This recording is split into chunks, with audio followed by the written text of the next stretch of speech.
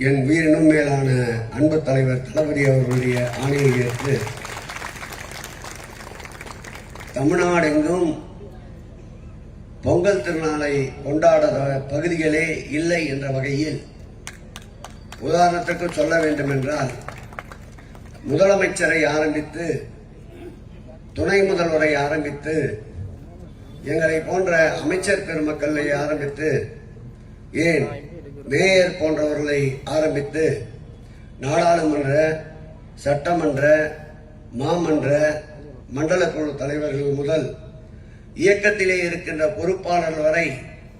ஏதாவது ஒரு வகையில் பொங்கல் திருநாளை கொண்டாடுகிறது என்றால் அது திராவிட முன்னேற்ற கழகம் மாத்திரம்தான் இருக்க முடியும். அந்த வகையில் இந்த இனிய நிகழ்ச்சியை ஏற்பாடு செய்து உங்களையும் காணுகின்ற நல்வாய்ப்பினை நல்கியிருக்கின்ற